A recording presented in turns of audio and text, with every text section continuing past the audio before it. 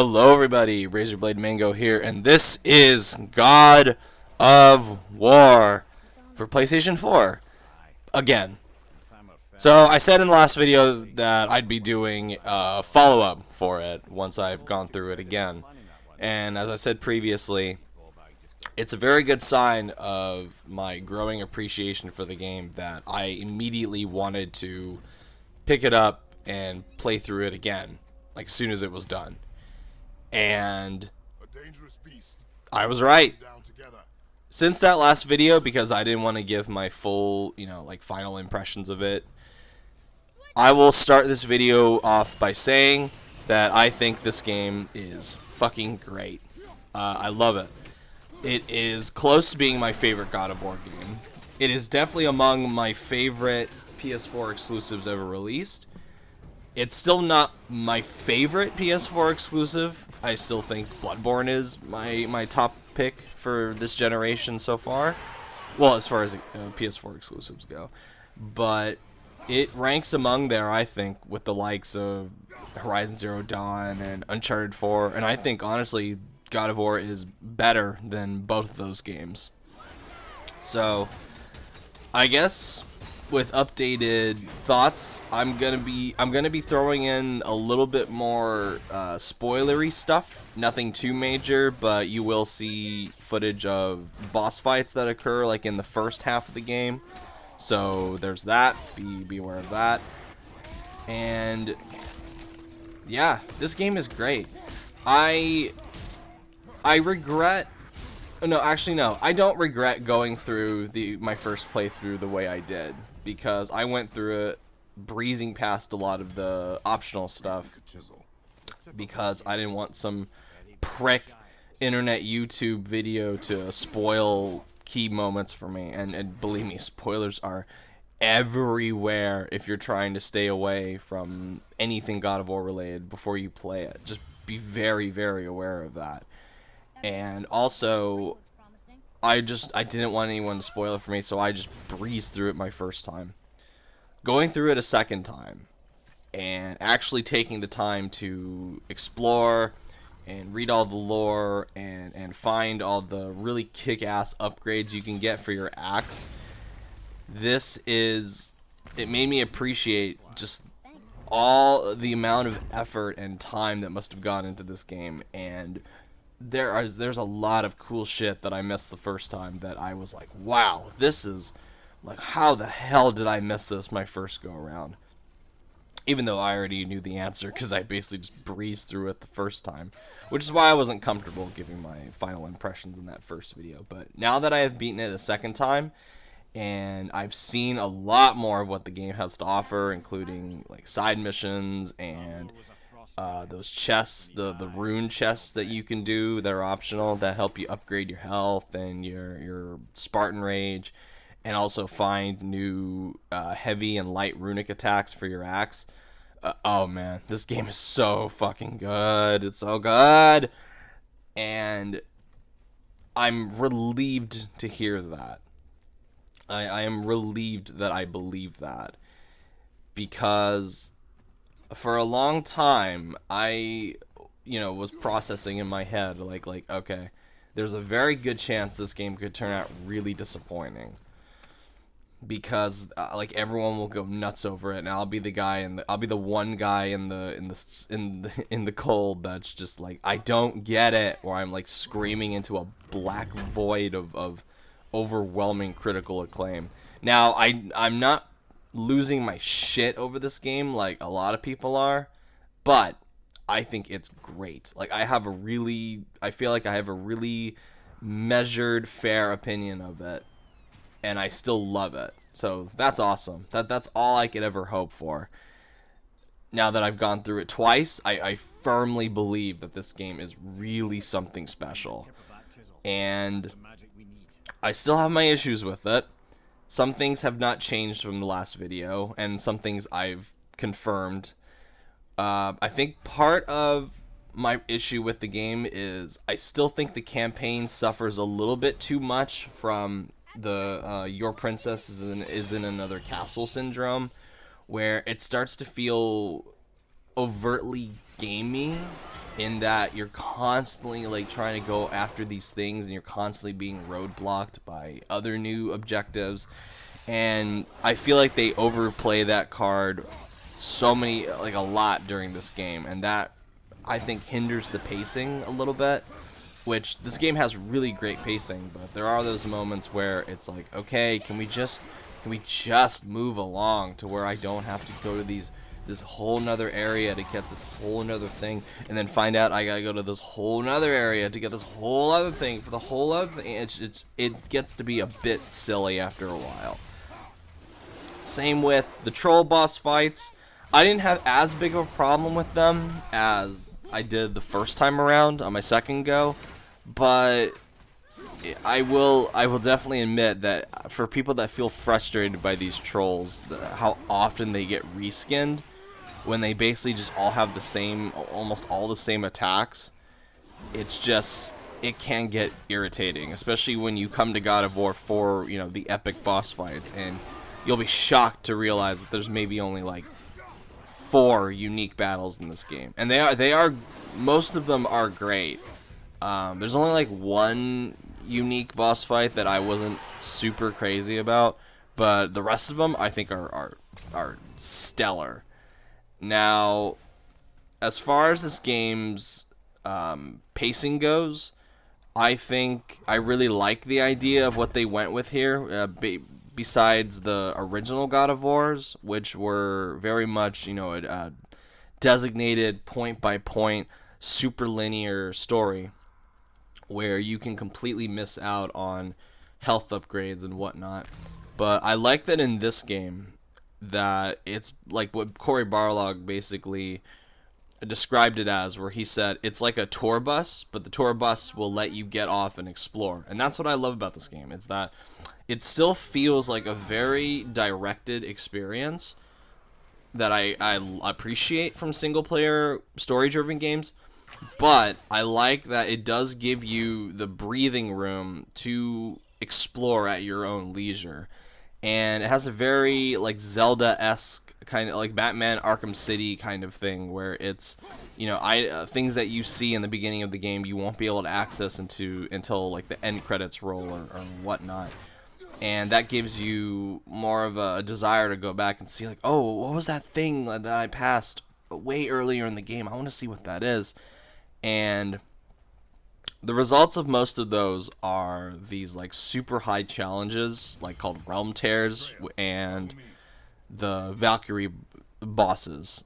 And I am of the opinion that while I appreciate that those, chunks of side missions are there, I definitely think the campaign is the main attraction. I don't think as much effort or as much quality of writing and gameplay and structure went into those side missions as the main campaign, which is a shame, because I think games like this can have really great side missions, but I feel like most of them are just kind of clear the room here, fight this insanely overpowered boss here.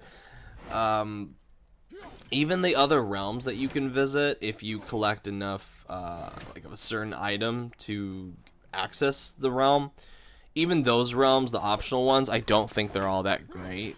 They're there for people that want those side challenges or the 100% completion, or that simply just demand more God of War at the end of it. But like once I was done with the main campaign, and once I kind of tinkered around with some of the side missions, I was fully content with it. I will go back and play more of it. I will tinker around more with it. But right now, I'm probably never going to really do the side optional worlds, because they're much more challenge based than they are like all the other realms and that are featured in the main campaign have a very leisurely explore at your own pace kind of thing, with a very tight, complex structure to them. But these side realms, one of them is like a procedurally generated thing, which that's not my thing. The other one is like a super hardcore challenge based one, which that's also not my thing.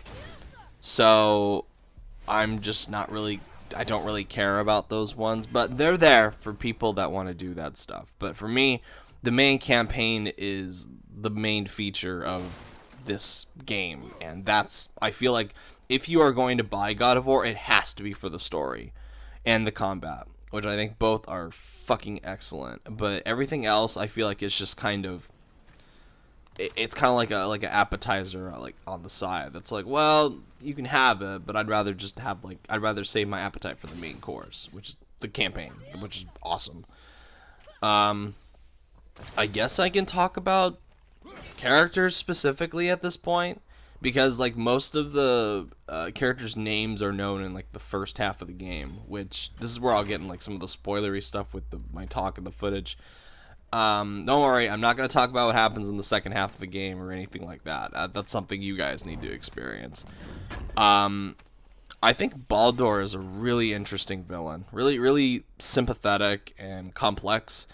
And that's really surprising, given that all the other villains in this series have been, you know, like just like angry, screaming people, where you got Ares in the first game, who's just this like demonic, horrible person. And I'm not saying these villains are terrible from the past games. I'm just saying I prefer what they did with Baldur in this one, where they made Baldur very sympathetic, and he's got a lot more nuance to him, and he's not constantly screaming at Kratos. You've got, like, he's not cartoonish like Zeus and Ares are, or even like the god of death from Ghost of Sparta. And that's great. Like, I did not, again, there's so many things that I did not expect from this game, and complex villains is definitely not one of them. But even though you have, you know, very superhero-esque, badass superhero-esque boss fights with Baldur, he doesn't come off as like a generic comic book supervillain. Like my go-to, if I'm gonna like refer to the Marvel, the MCU, is Ronan the Accuser from Guardians of the Galaxy, who I think is just the most bland, boring, generic villain out there, along with those like fucking that dumb dark elf from Thor: The Dark World. Like those villains are so boring and forgettable, and they're just nothing. But Baldur is an interesting guy. I won't get into reasons why, but it's definitely a break from the past games. Freya is a really cool character as well. The Witch in the Woods, who's Freya. She's awesome. I'm definitely excited to see what happens to her later on in the series, based on what happens at the end of this game. I really liked Freya. I really liked all the characters, even like the side characters like Magni and Madi, who are the sons of Thor. Who they even like one of them is given, you know, a lot more nuance and complexity than he should have. But they're interesting and they're fun to fight. Their boss fight is like one of my favorite ones in this game. I guess talking about the stars of the show, Kratos and Atreus. I said in the last video too that Kratos, you know, he's definitely changed from the last time we saw him in God of War 3, where he was just tearing gods in half and smashing their faces in and ripping their legs off. This Kratos is very somber and grief-stricken, and I think the performances by Christopher Judge and God damn it, the kid that plays Atreus, I think are fucking phenomenal. Like they're some of the best performances I've seen. A lot of that has to do with, you know, the facial animation as well, and because they're able to capture like the really subtle tweaks in the eyes and in the face and everything. And this is the kind of thing that David Cage always talks about with his games, where he talks about, I want to capture like the emotions of the face and whatever, all the polygons and whatever.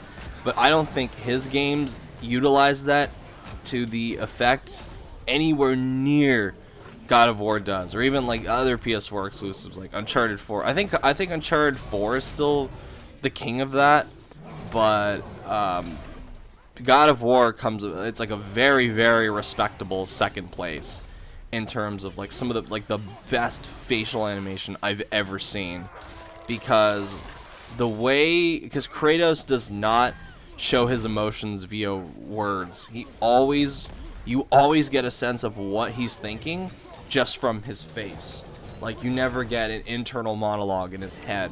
He never like spells out his feelings. It's always just through his eyes, through his face and his body language, and that's so cool. Like, I love shit like that. I love that we're in this era of gaming where it's really visual storytelling, where we just don't have this explosive amount of exposition shoved down your throat, and you're able to just kind of just chill and relax and just let the story just unfold naturally with, you know, facial animation and body language and just subtle things that the characters do. My go-to example, at least in God of War, is there's the scene at the beginning, like in the first 5 minutes, where they burn the mom's body, and this was the moment I was talking about in the last video that had me like tears in my eyes during the first 5 minutes. And there's this moment where Kratos has to pick up the body of his wife and carry her to the pyre where they burn the body, and like so they can collect the ashes for the trip.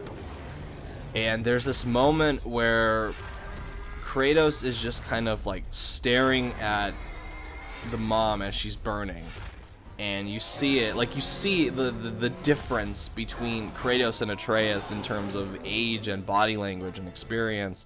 Like, Atreus is very like kind of scared to go near it, even though he knows this is a Norse custom. It's what she wanted.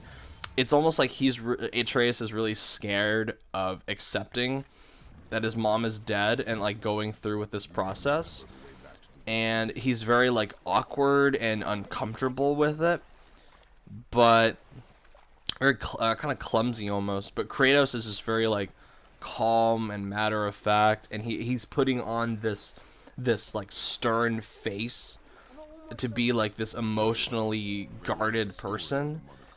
And there's this moment where he kind of shoos Atreus away. He's like, oh, we're gonna go hunt. And it's that moment from the E3 trailer where they go and hunt, and the moment he shoos Atreus away, it's very subtle, but there is this switch in Kratos' eyes where it's like he almost allows himself to have this moment of like quiet grief in front of his wife's burning body.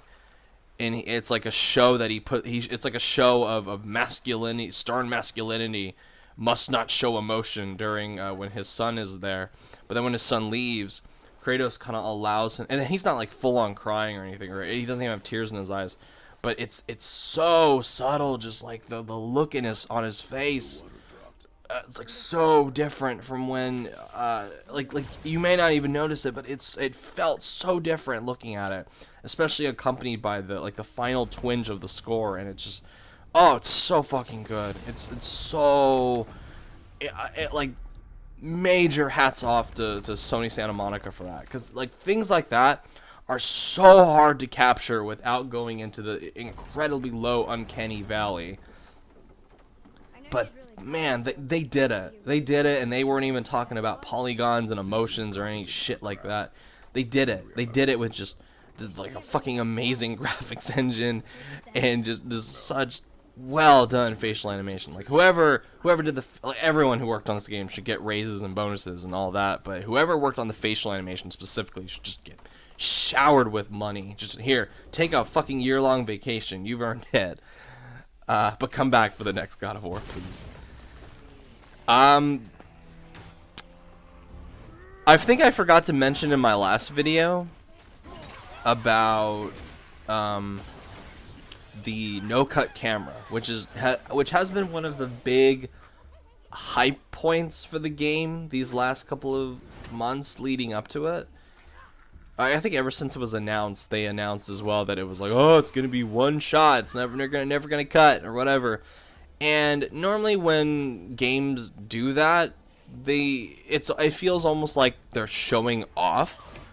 Whereas, like for example, I don't think it's very necessary in something like the Phantom Pain, where I never really cared for the transition in the Phantom Pain from the very like cinematic, there I go using that buzzword, the very like cut cinematic staged versions of like cinema what you get with like Guns of the Patriots and Snake Eater and Sons of Liberty and all that.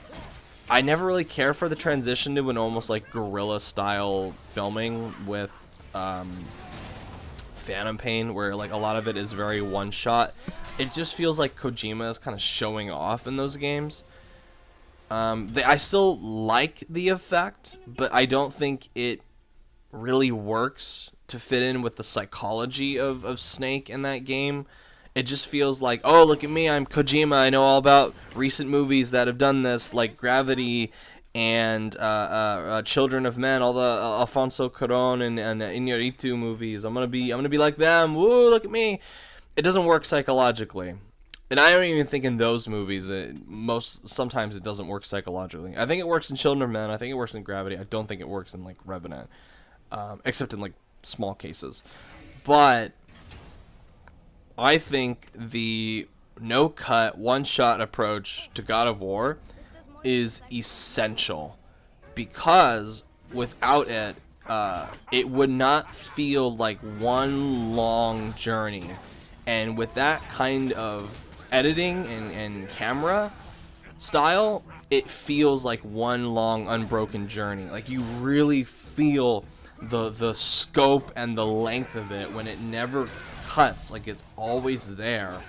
And it's a challenge to not only to the people that have to, you know, the cinematographer and the camera work and whatever, and the animators. It's also a challenge in terms of writing, because in terms of writing, you have to convey all the development that these characters are going to go through in real time. Like you can't cut away to like weeks later or days later or whatever, where like any development can happen off screen.